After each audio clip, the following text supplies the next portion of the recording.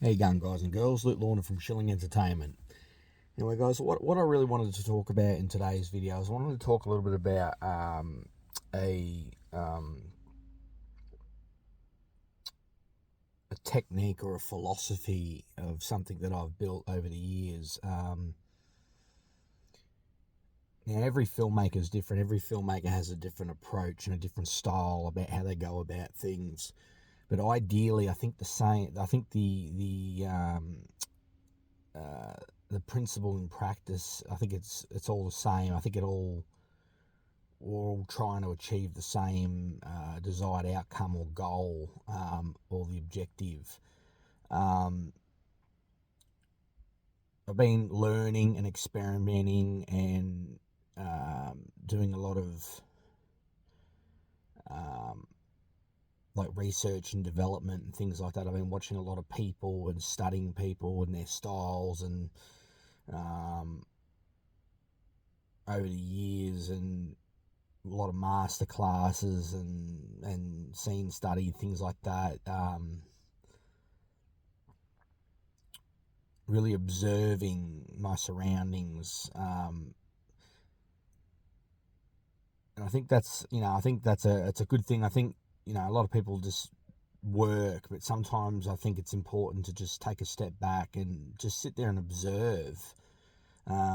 Look at people, study people, the way they do things, and then you go in. It's not a race, and everyone. I think a lot of people I think people get the impression like we're in a race. You gotta be producing stuff, you gotta be putting stuff out, you gotta be doing this and that. And what I've learned over the years is, um, uh, especially in my early days, is I was just experimenting. A lot of it was experimentation. I was experimenting with different styles and techniques, and you know, neither right nor wrong.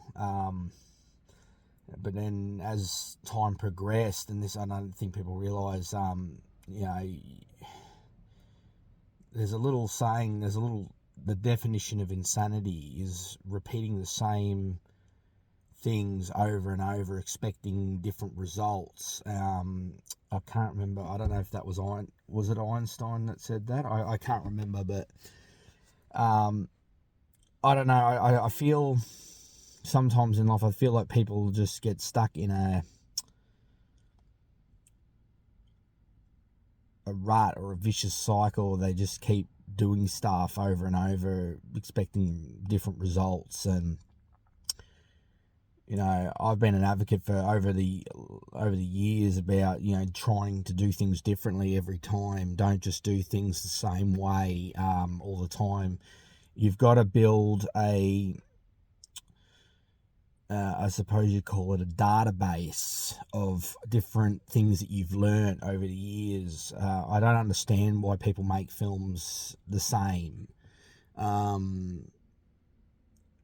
don't know if people play things safe or not. I don't know, but they're not they're not evolving. They're not learning.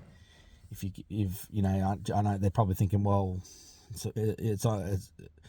the what do you call it, the style works, so why not stick with it? And yeah, look, I understand that side of the coin as well. But I think it's important to have a variety of knowledge of all different types of styles and techniques, and I think as you get older and you start producing films, you can just, like I said, I suppose this is very similar to the acting technique and style as well. I was talking to Dean and Steve on the latest episode of the Indie Directors Roundtable, and they're talking about, well, if you learn as much as you possibly can from different walks of life, different roles, different things. You try things new, you try this and that, different things that might not work, it might work, whatever. It's all learning exercise and stuff like that. But I think at the end of the day, when you're working on something new, and because you've been down that road, you've done it. You haven't played things safe. You took risks and stuff. You can just go, okay, I'll just pull that out this time, and I'll pull that out. And I think it's pretty much identical to filmmakers and things like that. If you learn as much as you possibly can about the craft and you know as much as you possibly can, you can pull that tool belt out and you can go, okay, I'll use this, that works, and stuff. A lot of what we do is just experimentation. You got to experiment with different things.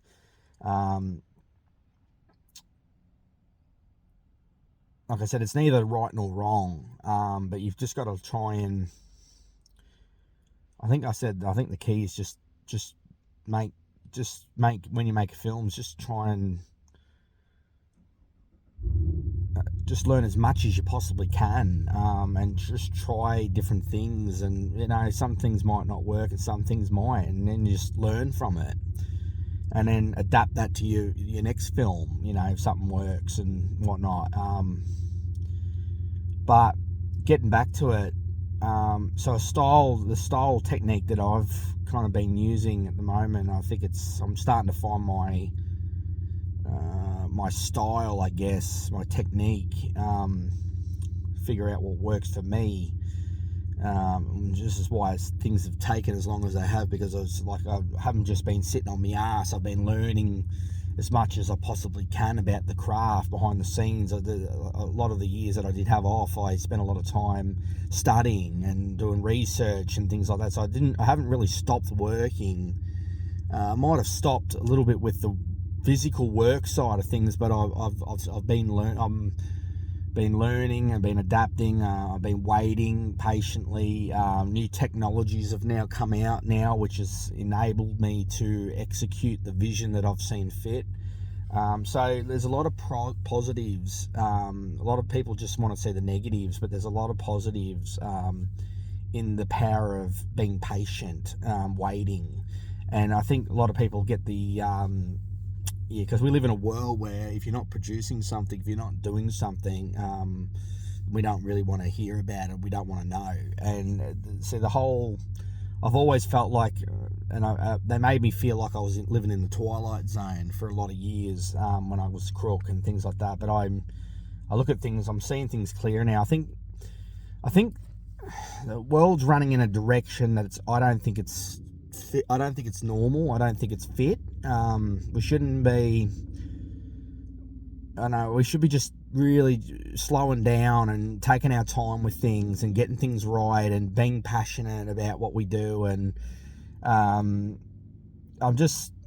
there's no patience anymore, and it's just like, you know, man, like it's fucked. It's just everything's running in reverse mode. I feel like everything's like in reverse. Then, you know, if you can just flip it, it would be better. But unfortunately, that's not the world we currently live in, is it? But I'm hoping that many people wake up and we learn, and I hope we get back to a time in life, I really do, where things could be like the 1940s or whatever, the golden age, where because I don't know, I just feel like this world's just so fucking unproductive and stagnant, and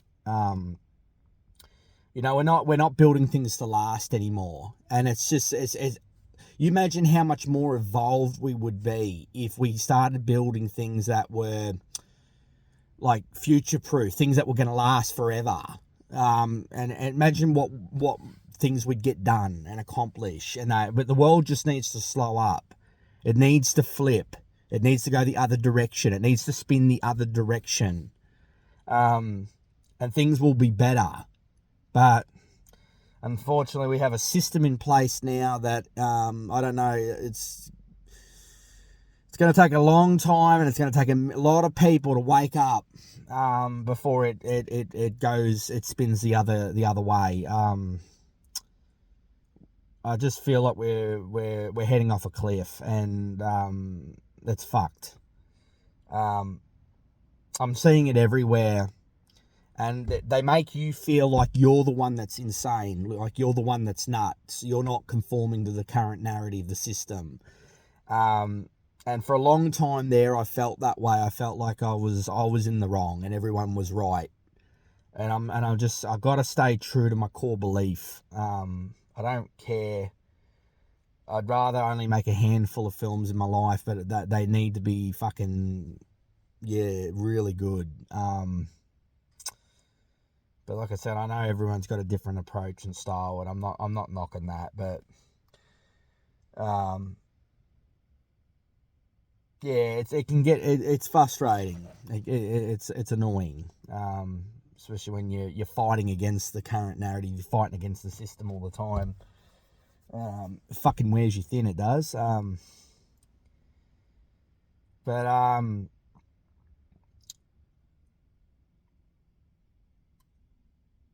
yeah. So anyway, what I wanted to get back to is I wanted to talk about so my current style. I use a lot of when I direct and things like that. People are like, you need to use you need to do a few more wides. I need to do more wide shots and things like that. And I'm like, yeah. Look, the way I go about it is I start off with a wide. So I call it a base plate shot. It establishes everything. You can nail all the blocking and all the everything you need to do within the wide shot. So I always get a wide for safety. So this is how I go about it when I direct and things like that. So start off with a wide. So that's a safety shot. I don't really like wide shots. Sometimes I'll use them. A lot of people use them to establish a scene, things like that. I just find the shot boring, but I do it anyway. I need it. But because my style is impactful, and things like that. I use a lot of like MCUs, close ups, like I'm talking like probably like 50 mil shots, things like that.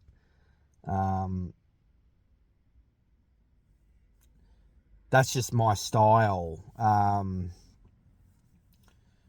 and so I always go in. Like I said, I always get a wide base plate shot first. Then I do a like I said, if you got, I need, like I said, I want to get to a point where I'm working with multiple cameras. I don't want to be working with one camera anymore. I'm sick of working with fucking one camera. It requires a lot more work. Your actors get burnt out a lot more because you're not covering enough ground quicker. And every time these actors, when they act, they're utilizing energy every single time they do it. So they're burning themselves out with every take. So if you can cover more ground by using more cameras or whatever, or using more high resolution cameras. So if you're going in for let's say say you're getting an MCU, I won't ever go for a close up, because you get the MCU with a high res camera, you can punch in when you're doing in post production, you can get that close up if you've got high res cameras. So I'm talking like 4K. 4K's minimum. 5K, 6K, 8K, the bigger the res, the less work you have to fucking do in the end.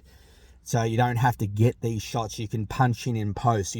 So you can just go from an MCU to a close up.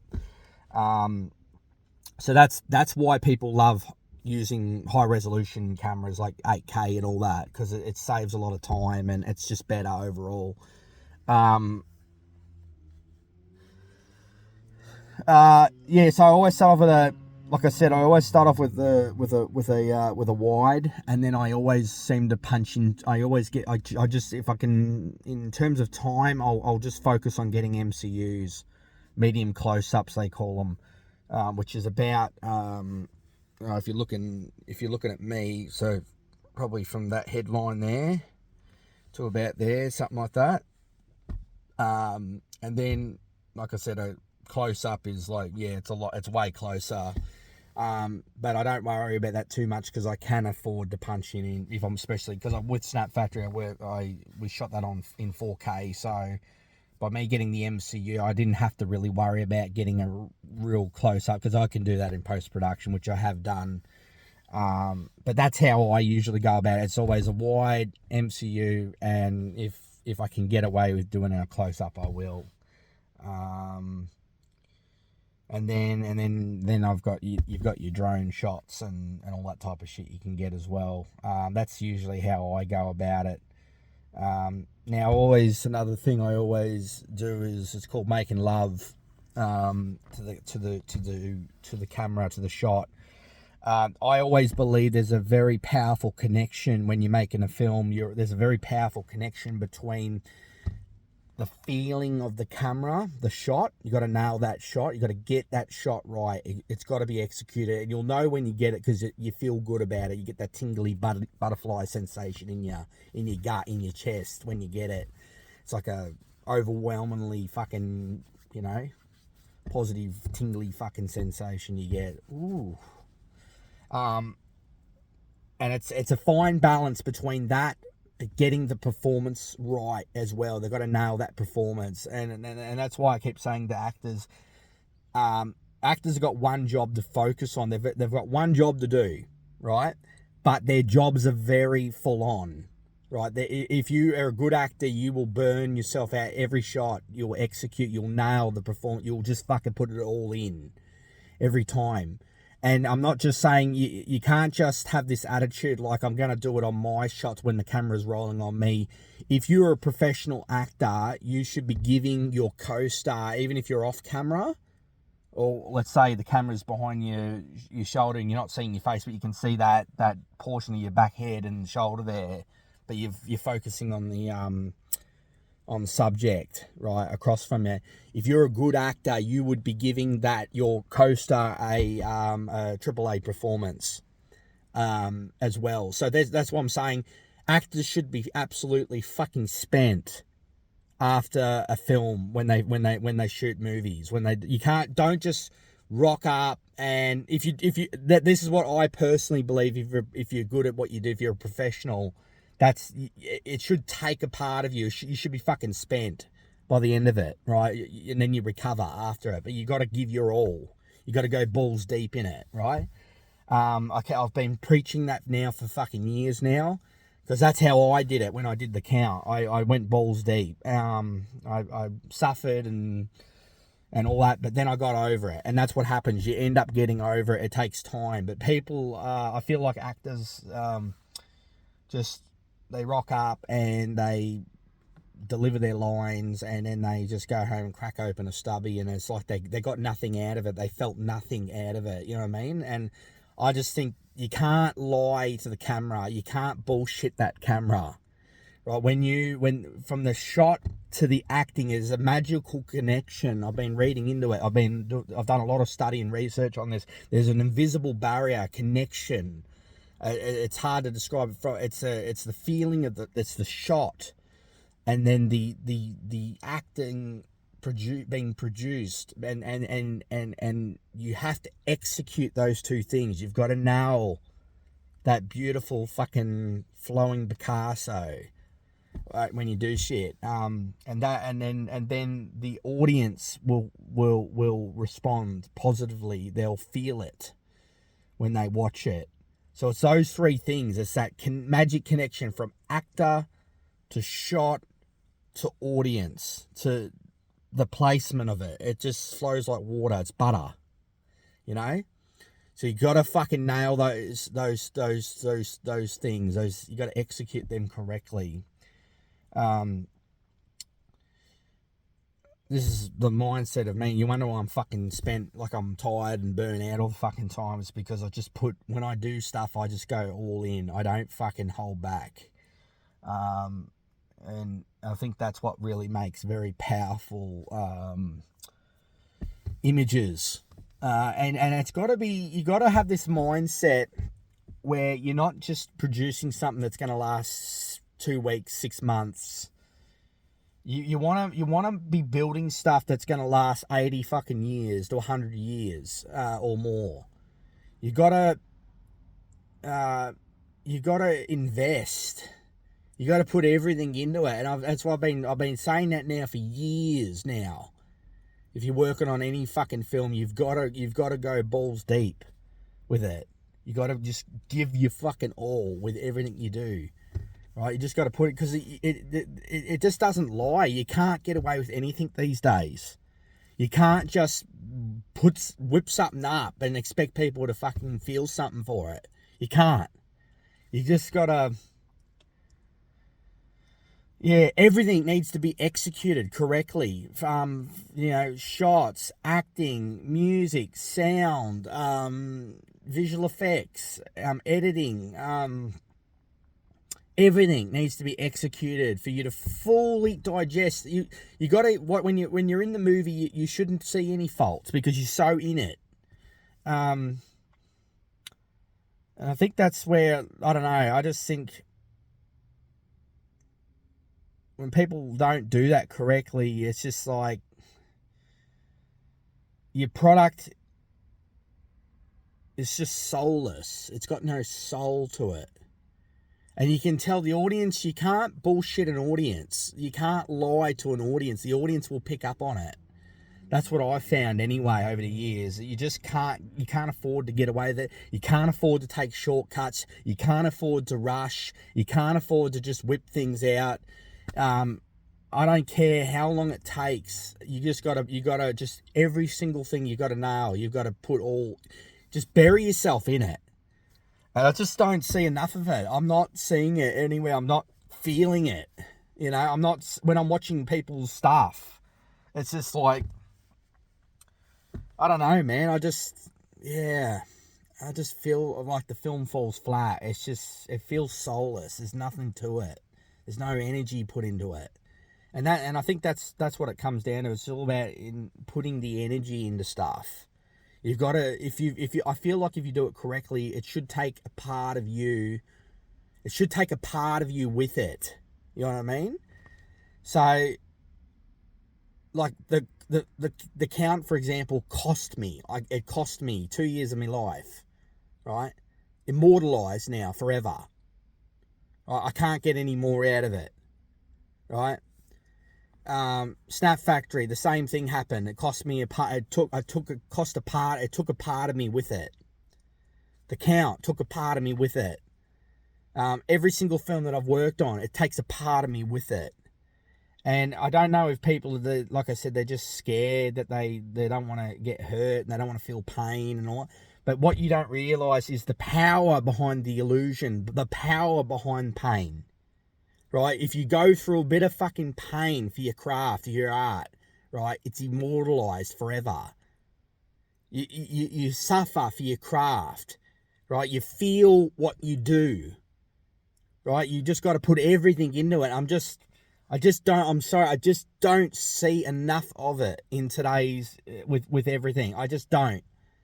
And I'm not saying all independent films are bad, because they're not all bad. I've watched a lot of... I've actually watched some really good independent films. Like, for example, Chocolate, Strawberry, Vanilla. They nailed that. I don't know if you guys have seen that one. Fucking awesome little indie feature film. You got to go and check that one out. It's called Chocolate, Strawberry, Vanilla. And it's about without spoiling it, it sends you on a ride. You feel the emotions. It's about a bloke who lives alone, and he works an ice cream van, and you feel really sorry for this guy. He hasn't got a girlfriend or anything. He's got no children. He had a cat. It's fucking, you can relate. Like, you can feel it, and then the journey that he goes on and stuff like that. It's just like, it's such a really good, well executed film. Not a lot of other films the filmmaker I really trust. A lot of Glenn Triggs's films are very, very good. He makes quality work. I've seen some good ones from Glenn. Who else? There's a few. There's a few guys I respect. I highly respect. I trust them. They do good works. But then there's also a lot of films that I do watch as well, and I'm just like I'm not saying it's bad. All right, I rarely say that there's a really shit bad film. Right, I think I don't want to have that mindset or attitude. I feel like a lot of I feel like there's a lot of films that have potential, but it was just wasted. It was wasted potential. I feel like they had some good ideas, but in terms of execution, it wasn't there. It fell flat, and it all comes back to what a lot of the things that I'm saying at the moment about, you got to feel what you do. It's all about, you just got to go. You just got to put everything into it. And if you do that, the audience will respond to it. So I know. Look, I'm looking at Snap now from what I've done with it, and I'm like, well, I'm very proud. I'm very happy with what I've done with it so far. Right, there's things that I know now from observing and research and all that. I go, oh fuck, maybe I should have done this or that. I went about it the hard way. It's still going to work out very well, I think. I want to get to a point where I don't have to like micromanage every single actor's the way they execute stuff. I don't want to get to that point. If I'm working with good actors, for example, like Dean Kirkwright, I look at him and I go, well, he's someone that I don't have to micromanage when he's performing, when he's acting and things like that. I could sit back and actually can relax. I can breathe a little bit. I can go, oh, okay, yes, he's nailed the sound, the dialogue, the feeling, the emotion, everything like that. I feel it. I believe it. I don't have to fucking micromanage. I don't have to study and look at the way they're saying it or executing it and things like that. And that's the sign of a good actor when you don't have to when a director doesn't have to sit there and he can just sit there and focus on the film itself, and all that type of stuff. He doesn't have to just sit there and study and microanalyze the way the actors are producing it and things like that. Snap's going to work out, right? It'll work out. But yeah, I don't want to do. I put so much energy and effort every single time we were rolling and stuff like that. Like it fucking burnt. I was spent after that film, right? Because I went, like I said, I went balls deep, fucking studying and analyzing it and all that type of shit. So it's gonna work out and it'll be good. I get there's moments where I'm like, fuck, like.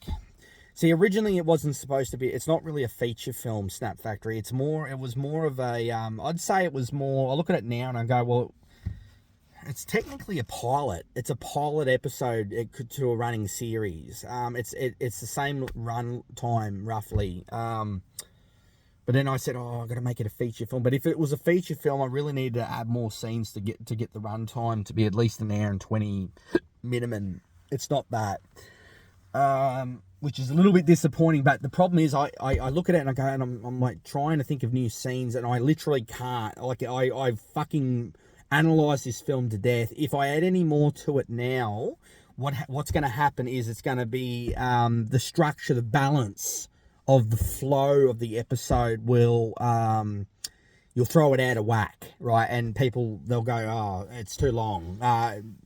And stuff like that. So the way it's running, the way it is now, it's perfect. I can't fault it. It flows. So it's good. So I just got to face reality that Snap Factory technically really wasn't. It's not really a feature. It was supposed to be like an episode or a couple of episodes put together. But then I made the decision to kind of combine them and things like that. So. Yeah, it's not. Yeah, so um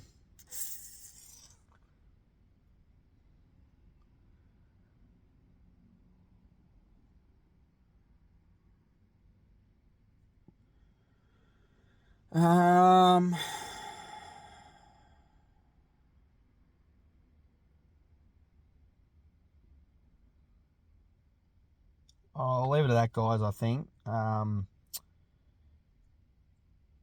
Yeah, until next news video, post, whatever you want to call it. I'm writer, producer, director Luke Lorna from Shilling Entertainment. And I'm signing off. All right, guys. Take care. Look after yourself. And God bless. Bye for now. See you guys. Bye.